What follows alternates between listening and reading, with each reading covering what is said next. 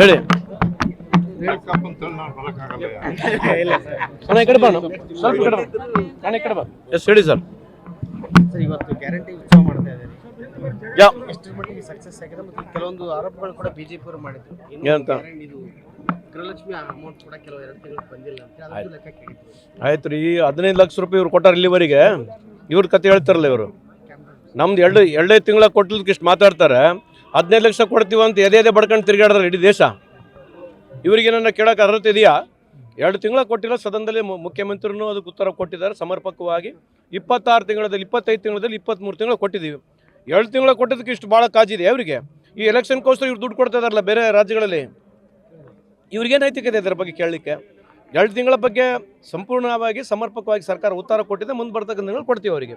ಈಗ ವಿಜಯನಗರದಲ್ಲಿ ಓಂ ಶಕ್ತಿ ದೇವಿ ಉತ್ಸವ ನಡೀತಾ ಇತ್ತು, ಅದರಲ್ಲಿ ಅಣ್ಣೆ ಕೊಂಬಿನ ಜನರು ಕಲ್ಲೆಸ್ತಿದ್ದಾರೆ.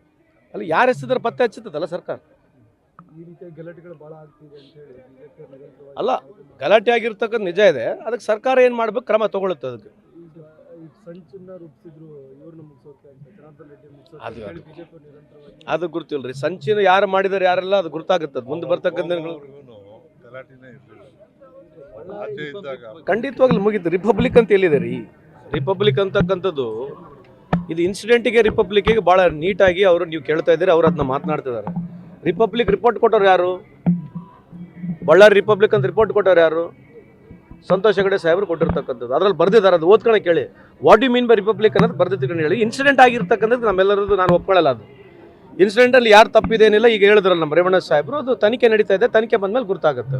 ಗನ್ಗಳನ್ನೆಲ್ಲ ತಗೊಂಡು ಸರ್ ಡೈರೆಕ್ಟ್ ಆಗಿ ಮನೆಗೆ ಶೂಟ್ ಮಾಡುವಂತ.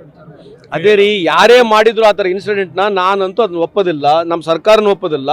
ಯಾರು ತಪ್ಪಿಸಿದಾರೆ ಸತ್ಯ ಶೋಧನೆ ಸಮಿತಿನೂ ನಮ್ಮ ಪಕ್ಷದ ಹೋಗಿದೆ. ಸರ್ಕಾರ ಉನ್ನತ ಮಟ್ಟದ ಒಂದು ತನಿಖೆನೂ ನಡೆಸುತ್ತೆ.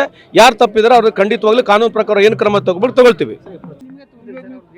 ಈಗ if anybody has spoken that, ಯಾರೇ ಒಬ್ಬರು ಮಾತಾಡಿದರೆ ಆ್ಯಕ್ಟ್ ನಾವೇನು ತಂದಿದ್ವಿ ಆ ಆ್ಯಕ್ಟ್ ಒಳಗಡೆ ಬರ್ತಾ ಇದ್ದಾರೆ, ಖಂಡಿತವಾಗ್ಲೂ ಕ್ರಮ ತೊಗೊಳ್ತೀವಿ. ಆ್ಯಕ್ಟ್ ಪ್ರಕಾರ ಕ್ರಮ ತೊಗೊಳ್ತೀವಿ. ಓಕೆ ವಿ ಯಾವ್ದನ್ನ ಓವರ್ಲುಕ್ ಮಾಡೋಕ್ಕೆ ಬರೋದಿಲ್ಲ.